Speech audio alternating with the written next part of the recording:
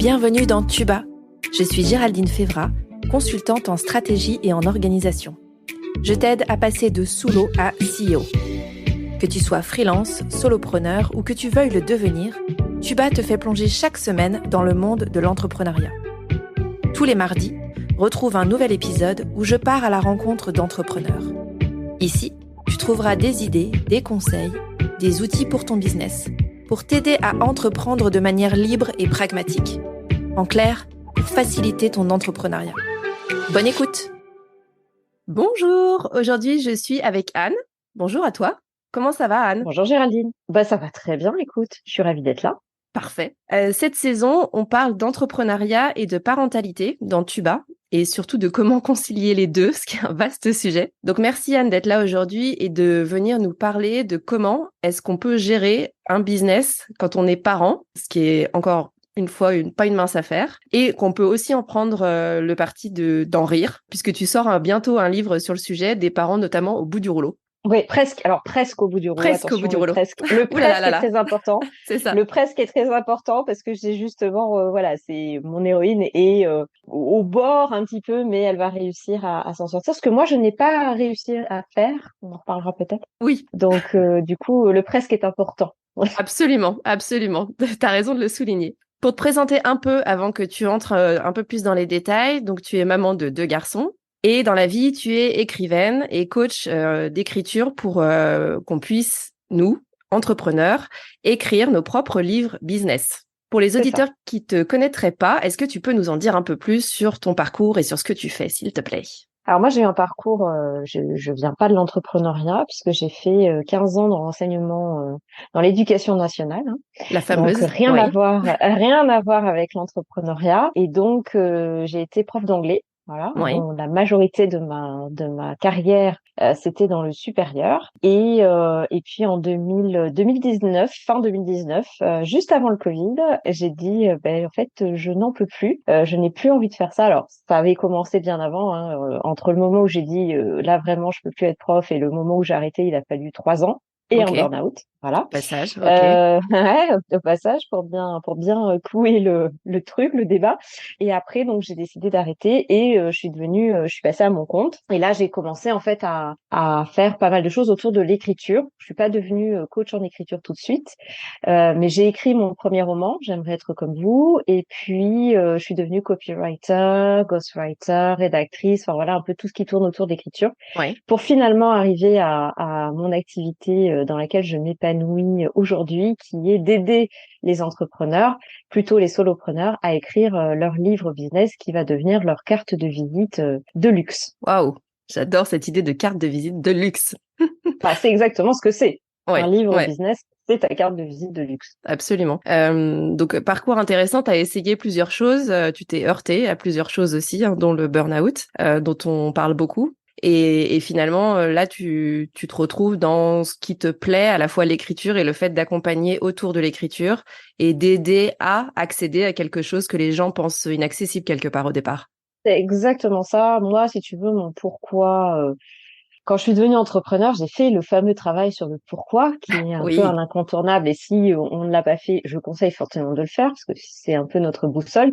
Et mon grand pourquoi, il s'avère que c'est d'aider les gens à vivre leur vie sans se soucier des dictats de la société. Donc ça, c'est mon grand pourquoi, qui est un peu ma boussole pour toutes les activités que je peux développer au cours de ma carrière maintenant d'entrepreneur.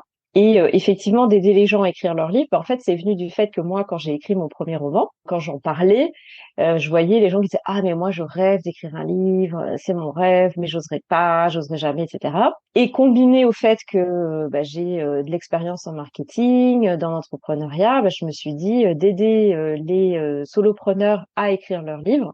Ça coche un peu toutes les cases puisque je peux aider dans l'écriture, je vais les aider à réaliser leurs rêves et à oser sortir, j'aime pas dire sortir de la zone de confort, mais élargir leur zone de confort, les aider à transmettre leurs belles valeurs parce que j'ai jamais rencontré d'entrepreneur qui n'ait pas de belles valeurs à transmettre, qui n'ait pas envie de changer une partie du monde. Ouais. Donc, un livre, c'est un outil incroyable pour toucher les gens et impacter. Donc, il y a tout. Donc, let's go. C'est les mix parfaits. Exactement. Clairement, pour transmettre des belles valeurs, et tu le disais, quand on est entrepreneur, on commence souvent par travailler le pourquoi, et une fois que le pourquoi est clair, on a envie de le crier au monde. Donc c'est un très bel outil, je pense, pour pouvoir transmettre ces valeurs et élargir, comme tu dis, la zone de confort, parce que je pense que pour beaucoup de personnes, écrire un livre, c'est quelque chose d'assez inaccessible, de difficile, de pas pour moi, etc. Donc ça me parle beaucoup, ce que tu dis. Est-ce que tu peux nous expliquer un peu par quelles étapes tu fais passer, du coup, les personnes avec qui tu travailles pour justement arriver à avoir le livre entre leurs mains quelque part? Ouais, bien sûr. Bah, en fait, tout commence par le pourquoi. On en revient là. On Donc, y en fait, revient. si tu veux, on y revient toujours. Et en fait, je me suis rendu compte, moi, en écrivant un livre. Voilà. Moi, j'ai écrit de la fiction. Et j'aide les gens à écrire de la non-fiction. Oui. Même si mon prochain projet est de la non-fiction, quand même, à un moment donné, il faut faire ce que je dis, voilà. Donc, mais j'écris de la fiction. Et en fait, en écrivant, je me suis rendu compte qu'au-delà des techniques d'écriture, ce qui était le plus difficile finalement, c'était tout ce qui était mindset, tout ce qui était mental en fait, croyances limitantes et voilà. Et ce qui fait que tu as 99% des gens qui commencent à écrire qui n'iront pas jusqu'au bout. Parce que, si tu veux, c'est pas la difficulté d'écrire en Mhm. lui-même, tu vois, c'est pas ça. C'est vraiment le fait de se dire, bah en fait, je peux y arriver, je vais le faire. Un peu comme quand tu te mets à vouloir courir un marathon. Oui. Je ne connais pas le pourcentage de gens qui abandonnent, mais je pense qu'on est sur quelque chose d'assez élevé, D'assez peut-être élevé, d'assez ouais. proche de Entre l'écriture. l'idée et puis après la réalisation, je pense qu'en effet, il y a un gros gap. Exactement. Et je pense que beaucoup de choses se jouent au mental. Donc l'écriture en fait partie. Et donc moi, mon approche, si tu veux, c'est de venir travailler ça en amont. Donc dès qu'on se rencontre, le premier entretien, Mhm. et après quand on commence à travailler ensemble, ben, on va venir travailler ça. C'est-à-dire pourquoi on veut écrire un livre. Et c'est pas juste, bah, je veux écrire un livre pour développer mon business. Je veux écrire un livre pour attirer plus de clients. Ok, ça c'est le pourquoi qui est normal, qui est sain, il faut qu'il existe. Mais on va venir travailler un pourquoi plus profond, le Ok. pourquoi qui fait vibrer, tu vois, comme je te disais, mon grand pourquoi, ben on va venir travailler ce pourquoi-là pour le livre. Mhm. Parce qu'en fait, c'est vraiment ce qui va faire tenir. Et ça, pour le coup, ça marche pour la non-fiction. Ça marche aussi pour la fiction.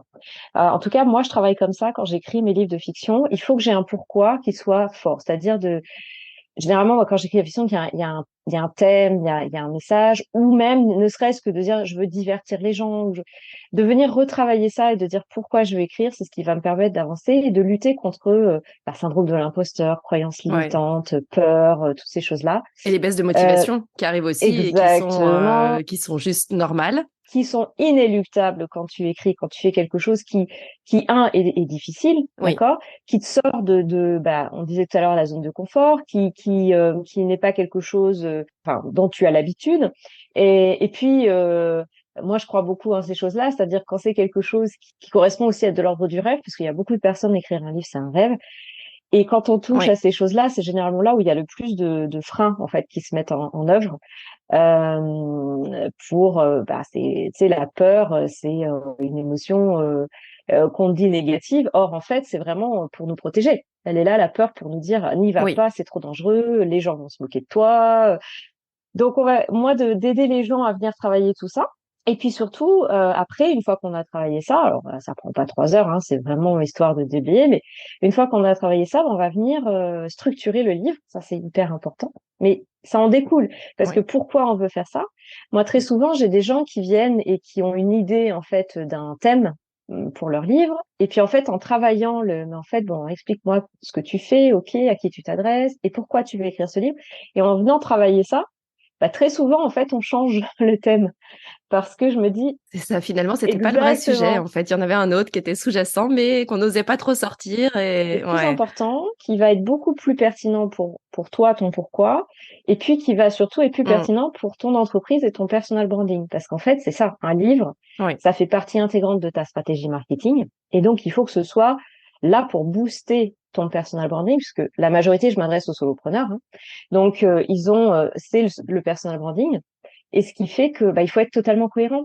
Donc il y a des gens qui peuvent venir à moi et me dire bah je vais écrire un livre sur telle chose et puis je dis mais en fait ça reflète pas du tout ta personnalité et puis tu vas t'adresser à des personnes C'est pas le parce que vrai tu sujet. penses vouloir t'adresser à ces personnes-là mais tu as envie de travailler avec ces personnes-là? Ah bah non, pas vraiment. Bon bah allons-y. Donc dans ce cas-là, adressons-nous aux bonnes personnes et donc si tu veux c'est ça que moi que j'adore, c'est finalement aider les gens à se dire mais en fait non là t'es pas aligné sur ce qu'il faut faire, tu vois. Oui.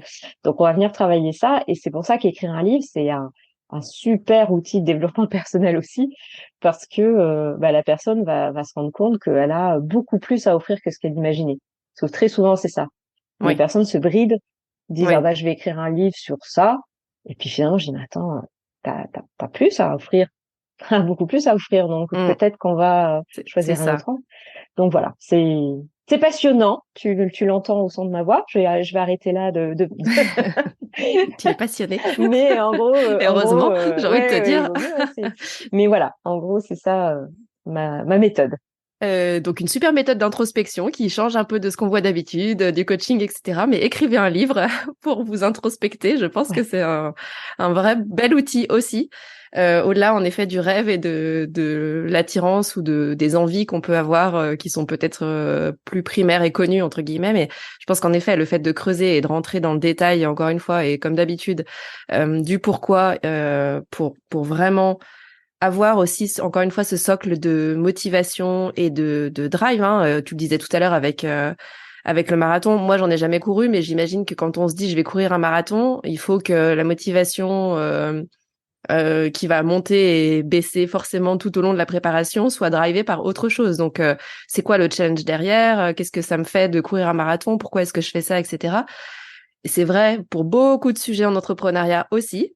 Si on sait pas vraiment pourquoi on est là, les jours où ça va pas, on sait plus du tout et on se dit mon Dieu, je vais tout arrêter. Donc ravi de voir que ça résonne aussi dans ce que tu fais avec tes clients et dans la manière dont tu les accompagnes. Donc tu disais tout à l'heure un parcours où tu as essayé plusieurs choses et au moment où tu te lances à ton compte tel que tu l'es aujourd'hui, est-ce que tu as déjà des enfants ou pas? Oui, oui, moi j'ai déjà des enfants, donc je me suis lancée en 2020. Oui. Rapidement le calcul, ils avaient 9 ans et on va dire à peu près 6 ans, 5, 6 ans, voilà mon deuxième.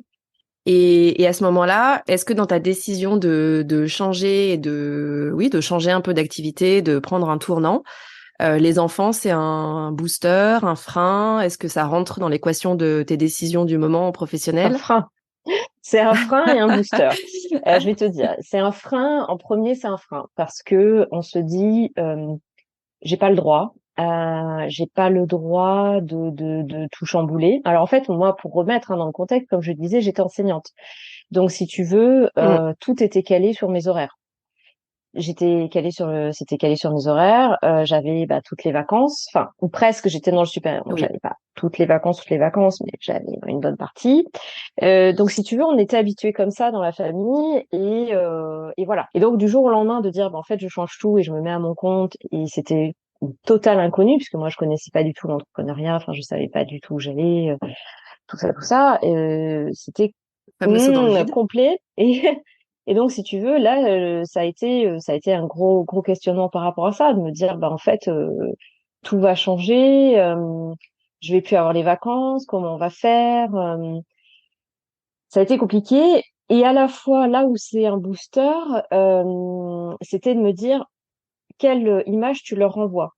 C'est-à-dire que j'étais plus du tout heureuse dans mon métier d'enseignante. Si jamais j'ai jamais été, excuse-moi, c'est pas français, mais je pense que Oui. je l'ai jamais vraiment été en Ouais, fait. on Ouais, comprend l'idée. tu Mm. comprends le truc. Mais voilà, je pense que j'ai jamais vraiment été heureuse dans mon métier d'enseignante. Et ils ont vu une maman qui était pas bien, quoi, jusqu'à faire un burn-out.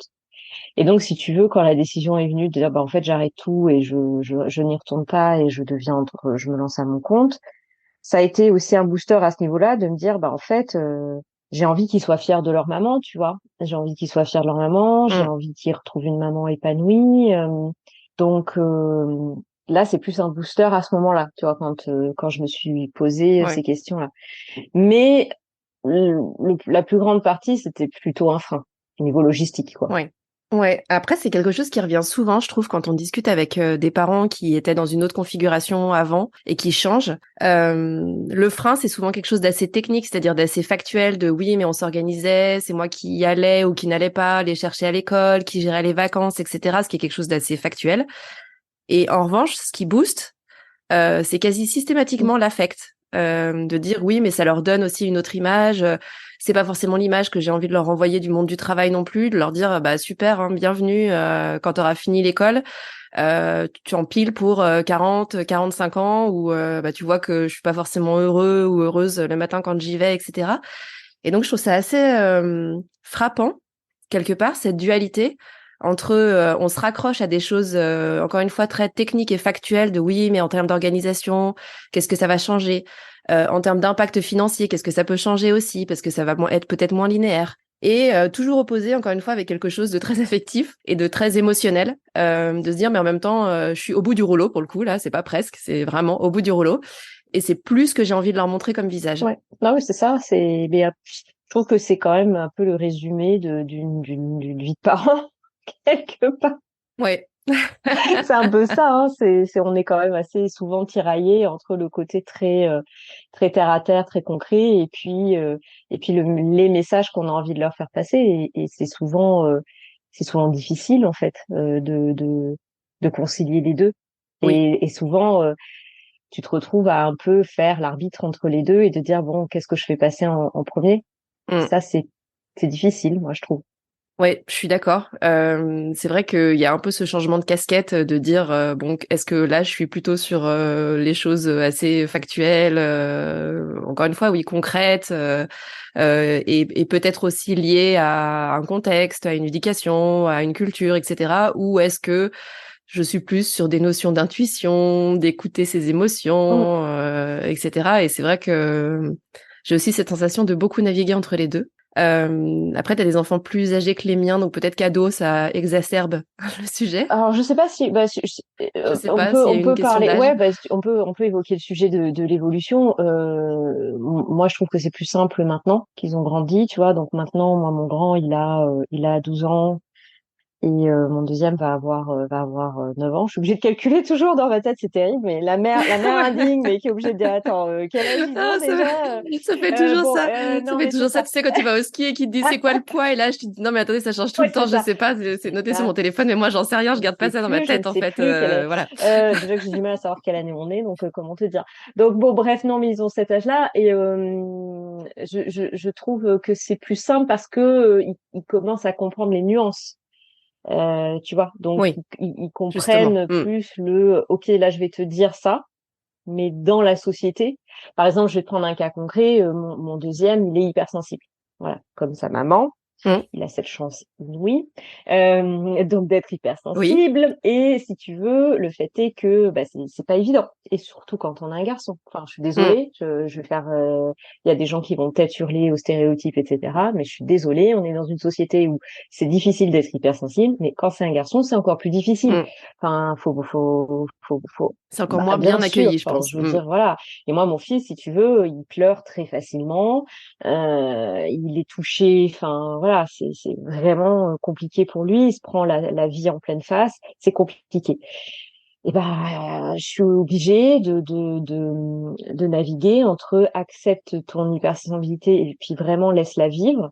Voilà. Donc, Mm. quand on est à la maison, quand on est en société, sache que je ne te dirai pas de ne pas la vivre et de ne pas exprimer tes émotions, mais sache que ça peut être mal accueilli, ça peut être mal vu. Oui, c'est ça. Et il le Mm. voit et il comprend de mieux en mieux. Mais et ça, si tu veux, c'était vraiment tiraillé entre t'aurais envie. Enfin, et il y a peut-être des parents qui vont écouter et qui vont me dire sur les réseau, mais c'est n'importe quoi, il faut laisser vivre l'enfant, etc. Donc oui, oui, enfin, vous avez totalement raison, tu vois. Mais Chacun fait ce ouais, qu'il veut, slash peut. mais moi, je trouve que quand on est en société, il y a quand même des choses, tu vois, où faut prendre ça en compte. Et c'est comme ça. Et la société va évoluer, elle évolue Mm. tous les jours et tant mieux. Mais il y a des choses où tu es un peu. Donc, ce tiraillement, si tu veux, entre la réalité et la théorie, tu vois, Mm. c'est ce dont on parlait. Bah oui, oui, elle existe. Et c'est compliqué. Mais je trouve que voilà, à fur et à mesure qu'ils grandissent, ils arrivent à comprendre cette dualité Oui. et à l'accepter. Et quand tu accompagnes et que tu expliques et que tu dis, bah voilà, telle personne, elle a réagi comme ça aussi parce que il y a ce contexte-là, donc faut pas le prendre pour toi. Mm. Je trouve que ça devient, enfin moi en tout cas, je trouve que ça devient plus simple. Oui. Ils sont plus dans la capacité, en effet, de comprendre qu'il y a des contextes, des moments qui peuvent être différents et qu'il n'y a pas une réponse pour une situation. Ce qu'on cherche parfois aussi nous encore à comprendre en étant Complètement, adulte. mais Donc c'est un complètement très bon ça. Je veux exercice. dire, je pense que jusqu'au bout, on essaiera de comprendre ça et c'est vraiment difficile. C'est Donc, ça. le mieux qu'on puisse faire, c'est de les accompagner et d'essayer de comprendre avec eux et d'expliquer, de dire, bah Oui. voilà, là, il s'est passé ça. On peut. Moi, j'essaye beaucoup dans l'empathie, hein, voilà, bon, Mm. et d'essayer de comprendre, ce qui veut pas dire accepter tout et n'importe quoi, mais essayer de comprendre et puis de dire, bah voilà, les autres peuvent réagir comme ça. Et c'est ok, c'est la vie, et ça leur appartient, mais c'est compliqué, c'est compliqué. C'est ça. Ouais, après, c'est aussi apprendre à naviguer, hein, et on le disait, on leur apprend, on s'apprend nous-mêmes aussi très souvent encore. Et j'espère que ça durera aussi encore, ça. Dans la vie de tous les jours et dans la vie entrepreneuriale en particulier aussi. Typiquement, si on revient sur tes challenges au moment où tu te lances, donc tu nous disais cette dualité entre comment est-ce qu'on va s'organiser à la maison et puis en même temps j'ai vraiment besoin de ça et ça m'attire donc j'y vais quand même. Est-ce que tu as des challenges au moment où tu te lances pour justement vivre cette transition quelque part? Alors d'abord, j'aimerais dire quelque chose parce que c'est très important et je le dis à chaque fois que le sujet est abordé. Moi, j'ai eu beaucoup de chance parce que j'ai mon mari Oui. qui m'a toujours soutenue et émotionnellement et financièrement. Et ça, je tiens vraiment à le souligner parce que si tu veux, Mm. il faut que les personnes qui écoutent, on a toujours tendance à chercher des comparaisons, des choses comme ça. Donc peut-être les personnes qui écoutent et qui sont dans la situation là de se dire, bah je me lance pas. Il Oui. faut être conscient de son entourage, de son environnement et de ses ressources. Moi, j'ai pu le faire parce que j'ai eu cette Oui. chance-là immense. Dans un autre cas, je me serais peut-être pas lancée, d'accord? Donc ça, vraiment pour moi, c'est hyper important de le dire. Néanmoins, j'ai eu cette aide, voilà, immense, mais effectivement, il y a eu de gros challenges. Alors, je sais pas si ta question, c'est des challenges plutôt perso ou au niveau de la famille ou C'est global. global. Ceux qui t'ont vraiment sauté au visage, ceux auxquels tu t'attendais et ceux peut-être auxquels tu t'attendais moins, parce que des fois on imagine que ça va se passer d'une manière et puis bon bah la vie, hein. Bah, moi, en fait, au début, si tu veux, quand je me suis lancée, ça a été assez rapide. Alors, j'ai eu enfin, plein de doutes, bien évidemment, surtout de sortir de l'éducation nationale où on est fonctionnaire. Donc, tu as le salaire qui tombe chaque mois à la virgule près. Mm. Il n'y a pas de surprise. Et c'est bien ça qui m'a un peu tué tout, c'est qu'il y a zéro surprise. Donc du coup, voilà, à une situation qui est complètement à l'inverse, qui est précaire, vraiment précaire. Oui. Donc là, bah, plein de doutes hein, sur ma légitimité, sur voilà comment ça va se passer. Mais ça a été dans le sens où ça a été assez rapide parce que je me suis lancée. Alors j'ai fait une formation, tu vois, en avril 2020, donc dans le copywriting, marketing Mhm. digital. Et à l'été 2020, j'avais mes premiers clients. Donc à l'époque, Ok. dans tout ce qui était rédaction, copywriting. Donc si tu veux, ça a été tout de suite, ça m'a rassurée. C'est Ouais, assez c'était rapide en assez fait, oui. rapide. Là où on me disait, ah, faut bien 2 ans et tout, bah moi déjà l'été, j'arrivais à avoir quelque chose d'assez correct, on va dire. C'était pas, je roulais pas sur l'or, mais Mm. c'était correct. Donc si tu veux, ça m'a rassurée. Par contre, donc ça c'était été 2020. Et en fait, si tu veux, ce qui s'est passé jusqu'à fin 2022, bah en fait, j'ai accepté un peu, alors tout et n'importe quoi. Bon, le n'importe quoi étant quand même à mettre entre guillemets, parce que ça restait, voilà, ça Relatif, restait oui. quand même autour de ce que je voulais faire. Mais c'est vrai que Mhm. je disais oui et voilà, je me disais, en fait, j'étais guidée par plutôt ma peur de ne pas avoir assez financièrement, et Oui. donc j'acceptais assez facilement. Et puis fin 2022, je me suis dit bon, voilà, non, il y a quelque chose qui te manque. Ce qui me manquait, c'était l'écriture pour moi-même. Donc j'ai fini mon livre début 2023 et voilà. Mais si tu veux, donc les challenges, c'était les challenges que je n'ai pas anticipés. C'était vraiment, on en revient encore à ce qu'on disait par rapport à l'écriture, c'était vraiment au niveau du mental. Ça, je n'avais pas Oui. du tout conscience que c'était l'entrepreneuriat était une aventure de développement personnel puissance 1000. Voilà. Et si tu veux, moi souvent je dis bah une année dans l'entrepreneuriat équivaut allez 5 ou 10 ans dans la vie en termes de C'est ça. C'est pire que les ah années mais c'est chiens en pire fait. en termes de connaissance sur soi-même. Enfin vraiment, tu vois, je sais pas si toi Oui. tu penses la même chose, mais Moi, c'est Ah, vraiment clairement. et ça, je m'y attendais pas du tout. Je m'attendais au challenge de trouver des clients, voilà, bon ça, voilà. Mais tout ce qui était développement personnel et de se mettre face à ses croyances limitantes, à ouais tous les syndromes de l'imposteur, les machins, tout ça, ouais, et ça, je m'y attendais pas du tout. Ça a été et c'est vrai que Oui. maintenant, le conseil que je donnerais aux gens qui se lancent, c'est de dire travaillez votre mindset avant toute chose. Mm. Ce que les gens ne font pas et parce que on se dit mais attends j'ai de l'argent à dépenser, je vais faire un site, je vais faire autre chose, mais je vais Oui. prendre un coaching business. Et oui, ok. Mais en fait, si t'as pas travaillé tes croyances limitantes avant, ben en fait, tu vas perdre du temps. Et moi, c'est ce qui s'est passé. Sans regret, c'est comme ça. Mais c'est vrai que je me suis retrouvée, tu vois, 2 ans après, donc fin 2022, à me dire, mais attends, en fait, ça va pas. Et pourquoi ça n'allait pas? Parce que, Oui. syndrome de l'imposteur, sur l'écriture, enfin, tu vois, plein de trucs. Donc ça c'est un challenge auquel je ne m'attendais pas du tout et que je me suis pris en pleine face. Et qui pourtant survient et Et revient. complètement. Oui, Puis t'as oui. beau l'ignorer, tu y reviens, il te Ouais, lâche pas. c'est exactement ce que j'allais te dire. En fait, c'est un truc assez. Alors, je suis complètement d'accord hein, sur le 1 an d'entrepreneuriat, ça vaut 10 ans de dev perso, facile, je pense. Et je vois ça moi aussi chez des clients, mais je le vis aussi. Ce truc de contourner pour se dire non, mais là c'est pas vraiment, j'ai pas vraiment peur, ou j'y vais, ou j'essaie de contourner un peu la croyance et le truc En revient pleine face, encore pire. et encore Il te et revient en pleine encore. face, pire, je trouve. C'est ça. C'est ça. Et donc c'est vraiment cet Mm. effet boomerang de dire au bout d'un moment, il va falloir que je le traite en fait, parce que sinon ça va continuer de revenir et je vais continuer de ne pas réussir à passer au travers de ça. Et c'est vrai que moi j'étais passée avant par des coachings qui avaient été quand même assez abrasifs, au sens qui m'avaient bien secoué. Donc j'avais l'impression d'avoir déjà pas mal avancé sur ces sujets-là de croyances limitantes, de peur, etc. Et ben non, il y en a encore. Hein. Oui, et puis C'est je pense que génial. ça, il y en aura. Enfin, c'est un travail continuel à faire. Enfin, Une vie, oui, oui, c'est ça. C'est pas, ça se non, traite pas en deux coups de mais cuillère à peau. Ça y est, ça c'est c'est vrai bon, que c'est plié. Je peux passer c'est à autre chose. important Mais de s'en rendre compte et si on peut, je pense, le faire un peu en amont, c'est toujours un peu de temps de gagner pour la suite. oui, bah, ça permet sans doute aussi de peut-être d'éviter des virages ou d'aller dans des directions où on se dit après, mais non, en fait, c'était toujours pas ça que je voulais, et donc de générer de la frustration quelque part. Après, je pense que cette notion de virage aussi fait aussi partie du chemin et que ça permet de recentrer sur ah bah non, c'était pas tout à fait ça finalement que je voulais, etc. Tu vois, toi, t'es passé par là et finalement, ça t'a amené vers autre chose. Est-ce qu'il aurait été possible que tu ailles vers l'autre chose tout de suite? Peut-être Je pense pas, que j'en ça sais rien. m'aurait aidé pour écrire mon deuxième livre plus rapidement, par contre. Oui, Clairement. oui. Mm. Clairement, celui-là, je l'ai Ok. bien évité, je suis bien passée à côté, tu vois. Donc là, Mm. clairement, celui-là, j'aurais pu l'écrire plus tôt si j'avais compris Ouais. que j'étais dans la procrastination active. Mais pour mon entreprise, peut-être pas. Et c'est OK. Et puis, comme tu dis, c'est comme ça qu'on apprend. Enfin, moi, je suis OK avec ça. Il y a aucun Ouais. souci, hein. Ça fait partie du parcours et de ce qu'on découvre aussi en cours de route.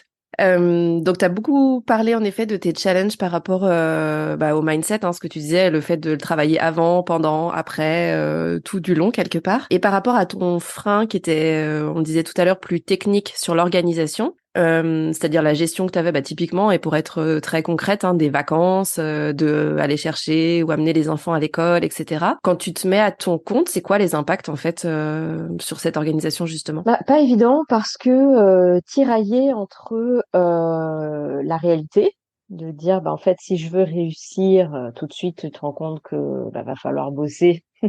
Et en plus j'avais envie, enfin tu vois, j'avais vraiment envie de réussir et de travailler et tout ça. Moi j'aime beaucoup travailler, tu vois, donc je suis pas en train de chercher la semaine de 4 heures, hein. Moi j'aime bien voilà travailler. Ouais, Et puis la réalité qui est que mes enfants, faut aller les chercher à l'école, et puis les vacances, etc.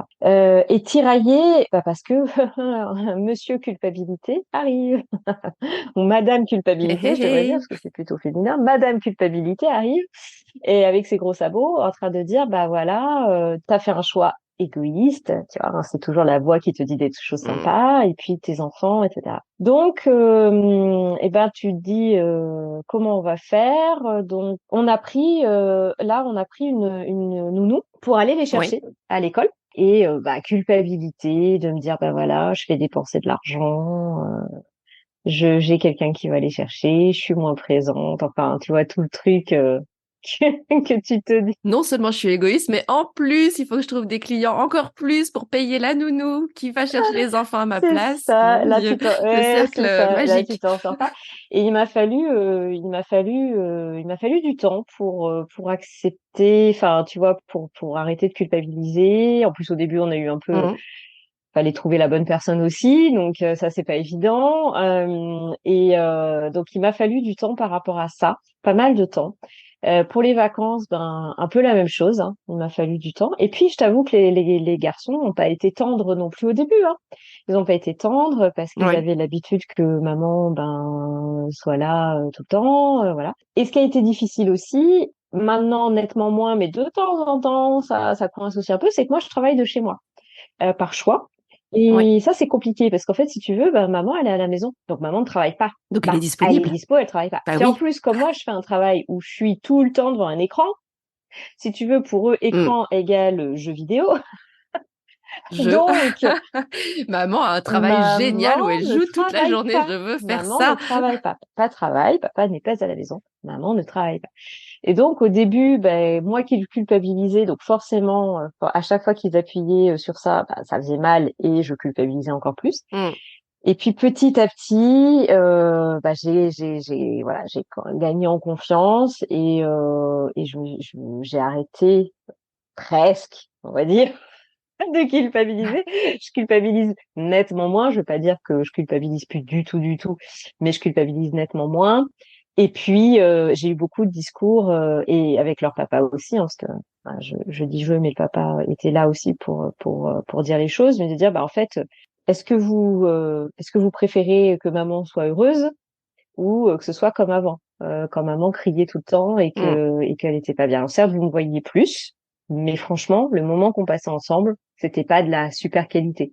Là, vous me voyez peut-être Ah un ouais. peu moins et encore un peu moins, hein, parce que là, d'ailleurs, cette année, j'ai plus de petites nounous, je m'arrange, donc je vais les chercher à l'école parce que j'en ai plus qu'un. Le deuxième rentre tout seul, Oui. donc je vais le Et chercher. Voilà, il est autonome. autonome, ça c'est génial. Vive l'autonomie. Mais j'en ai encore un donc qui est en Tout CM2 à fait. voilà qui a besoin de moi. Et je vais le chercher, donc j'ai mon planning, tu vois, qui est bien bloqué, je vais le chercher, on fait les devoirs, et puis après, si j'ai besoin, je recommence à travailler. Et ça va. Mm. Maintenant, ça y est, c'est acté, tu vois, c'est bon, mais il a fallu du temps. Et de mon côté, et de leur côté, Ouais. pour accepter et comprendre que les choses avaient changé. Mais je pense que maintenant, ils sont plus heureux d'avoir une maman plus heureuse, plus épanouie. C'est ça. Après, le temps, enfin, c'est normal, c'est un changement qui est quand même non négligeable pour toi, évidemment, mais pour la cellule familiale aussi. Donc, ça me paraît plutôt logique, hein, jusque-là. Quelque part, heureusement que ça se fait pas du jour au lendemain, de ah, ça y est, c'est bon, tout a changé, hop, on switch, on passe à autre chose, voilà. Et donc, ce qui t'a aidé, toi, à part le temps, c'est là aussi le travail sur toi, où tu t'es appuyé sur, je sais pas, des ressources hors personne, hein, type nounou, mais des ressources, je sais pas, des livres ou des choses qui t'ont aidé à faire ce Alors passage-là? beaucoup, oui, travaillent sur moi. Mon conjoint, encore une fois, enfin voilà, mon mari qui était là parce que Ouais, c'est vraiment un travail d'équipe, tu vois. Donc s'il oui, y en a clairement. un qui donne pas le même message, bah ça aurait pas marché. Donc qui transmettent le même message aux enfants, bah c'était hyper important. Mm. Et puis après, je t'avoue que psychothérapie, hein. Enfin, moi, j'ai pas honte de le dire parce que quand on va pas bien, Ouais. quand on a une jambe cassée, on va voir le médecin, il met un plâtre. Et quand on va pas bien au niveau Mm. mental, bah, il y a des personnes qui sont là et ça s'appelle des psys. Alors après, les psychologues, psychothérapeutes, on va voir qui on veut. Mais ça m'a beaucoup aidé. Il faut pas oublier que je sortais d'un burn-out. Donc, qui dit burn-out dit Oui. dépression. Enfin, à un moment donné, il faut appeler un chat un Mm. chat. Et donc, j'étais suivie, si tu veux, depuis 2019, quand j'ai fait le burn-out, donc 2020. 21, 22, et là j'ai arrêté, tu vois, mais c'était ça. Donc il faut, en fait, moi pourquoi, tu vois, quand j'ai fait le burn-out aussi, et quand on fait un burn-out, c'est généralement on pense pouvoir y arriver seul et on regarde Mm. pas les ressources que l'on a. on n'est pas conscient des ressources que l'on a, qui soient les ressources que l'on a à l'intérieur de soi. Donc là, c'est plutôt les limites des ressources qu'on a. On a Oui, l'impression de les voir plutôt plus grandes qu'elles ne sont. Et puis les ressources qu'on a extérieures, donc des personnes qui peuvent nous oui, aider, tout à ou si fait. on n'a pas de personnes qui peuvent nous aider comme moi, bah c'est d'aller peut-être embaucher une nounou, embaucher des personnes qui peuvent nous aider.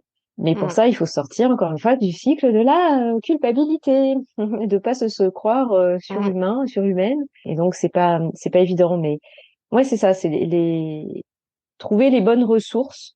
Après, des livres, certainement, j'en ai pas forcément en tête, mais je dirais que c'est plus l'humain, tu vois, qui m'a aidé à ce moment-là. Oui, c'est ça. D'oser Mm, en parler mm. aussi, parce qu'on... Oui, que ce soit Non, pas c'est tabou ça. et enfin c'est un sujet que beaucoup de personnes rencontrent, hein, donc il y a rien de Non. honteux à le partager. Au contraire, et tu le dis très bien, c'est aussi ça qui t'a aidé à passer au travers, à comprendre et à le Il y a traiter rien quelque de part. Donc honteux, mais il y a quand même encore un peu une pression qui pèse sur les épaules des parents et majoritairement des mamans. D'ailleurs, c'est pour ça que j'ai écrit mon, oui, mon deuxième livre, c'est un peu pour dénoncer ça. Je trouve qu'il y a quand même pression qui est là, tu vois, d'être la mère parfaite, la femme parfaite, mm. la businesswoman parfaite. De tout Ouais, c'est gérer ça. parfaitement. Donc il y a quand même une réalité qui est là, hein. Et moi je sais qu'au début alors j'ai toujours dit un peu haut ce que les gens n'osent pas penser bas. Donc ça a toujours un peu choqué, mais quand vraiment voilà, quand tu commences à dire mais moi j'en peux plus, enfin tu vois, les mercredis après-midi, il va aller à la garderie parce que j'en peux plus. Oh, comment Mm. ça? Ouais, mais pourtant tu es chez toi, tu travailles chez toi. Enfin, ça change, ça évolue, Ouais, mais c'est ce que j'allais dire. Ça évolue, mais il peut encore y hum, avoir des moments où, en effet, on sent que ça ouais. grince bien en disant, mais comment tu es une Ouais, mère, c'est pas ton kiff dans l'absolu, 100% de ton temps de t'occuper de tes exactement. enfants. Bah, tu vois, là, une petite anecdote. Mon fils a commencé une activité sportive et donc c'est une activité sportive en équipe, donc club. Et en fait, ça fait un mois et ça fait un mois que je traîne un peu dans ce truc-là. Et si tu veux, je vois bien qu'il y a des parents qui sont à fond et qui vivent à travers Mm. ça. Et c'est OK, hein, je ne juge pas, chacun fait ce qu'il veut. Mais par contre, si toi, t'arrives, tu dis, ah non, mais moi, les gars, j'ai autre chose à faire, quoi. Tous les week-ends, Pas trop mon truc, hein, ça va, merci. je vais pas tenir la buvette tous les week-ends, je vais pas faire les goûters tous les week-ends. Oh, là, on te regarde, tu sais, genre, oh là là, mais la mère indigne, beaucoup plus que le père indigne, hein, d'ailleurs, hein. La société Oui. est toujours, Mm. toujours plus sympa avec les femmes. Donc il y a quand même un peu, tu vois, moi je trouve que voilà, faut quand même dire les choses et il y a quand même une bonne pression qui pèse sur les épaules des femmes. Et je Ouais, vois des toujours. mamans Mm. moi, comme elles voient que j'en parle assez librement, elles viennent se confier et tu sens qu'il y a un peu de détresse quand même derrière, hein. Oui, ouais, clairement. Après, pour moi, ça rejoint aussi ce que tu disais sur le travail sur soi, c'est-à-dire qu'il y a des gens pour qui c'est un besoin, ça, en fait. Bon, peut-être pas de tenir la buvette en tant que tel, mais de passer du temps le week-end avec d'autres gens, etc. Et c'est tout à fait OK. Mais il faut l'avoir identifié avant. Et à l'inverse, tu as des gens, et je fais aussi partie de ceux-là, pour qui c'est non seulement pas un besoin, mais en plus, ça peut être très énergivore de faire ça. Et donc, c'est contre-productif, en fait. Contre-productif au sens où non seulement ça va pas m'éclater, mais en plus, ça va vraiment pomper beaucoup trop d'énergie. Les effets de bord de ça, c'est que moi, je peux me retrouver voilà, très désagréable, enfin, à avoir des émotions qui commencent à déborder alors que personne autour de moi y est pour grand-chose, hein, mais c'est juste que moi, je me mets potentiellement dans une situation qui est pas bonne pour moi parce que j'ai pas identifié mes besoins, etc. Donc, ça revient pour moi à ce que tu disais de se comprendre, savoir ce dont on a besoin, envie. Et pour moi, l'équilibre parental tient aussi là-dedans. Je me reconnais complètement dans l'histoire du mercredi. Moi, je les ai le mercredi matin. Il y a des mercredis matins où je pète un câble parce que voilà, les devoirs, la bibliothèque, le machin, le truc. Il y a des mercredis matins, j'ai pas envie. Et l'après-midi, en général, c'est mon mec qui gère. Et on se rend bien compte autour de nous quand on dit, ben moi, je fais le matin, lui fait l'après-midi. Ah oui, mais du coup, toi, Géraldine, l'après-midi, tu bosses. Ah oui. Ah d'accord, donc tu restes pas tout le mercredi avec les enfants. Bah non.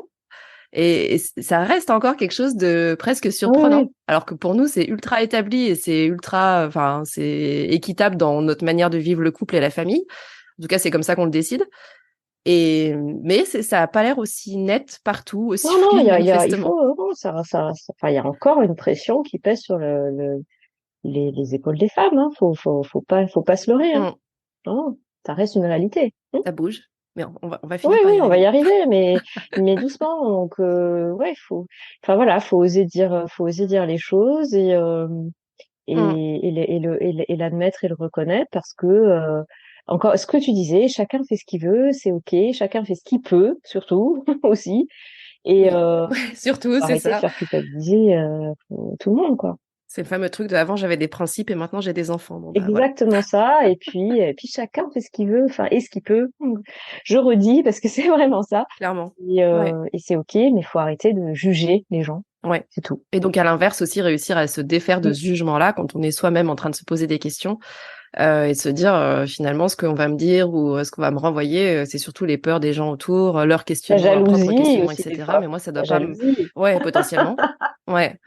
Mais ça doit pas m'empêcher d'avancer et d'aller vers le chemin qui, moi, m'intéresse, quoi. Pour revenir à ton livre et donc au club des parents presque, je ne l'oublie pas cette fois-ci, au bout du rouleau, on entend au travers de ce que de ce que tu nous dis que c'est sans doute une partie de ton expérience. Est-ce que c'est que ton expérience? Est-ce que c'est celle de d'autres parents que tu Ouais, alors partages? c'est pas que mon expérience. Il y a aussi effectivement celle d'autres parents. En fait, pendant l'écriture, j'ai fait participer d'autres parents.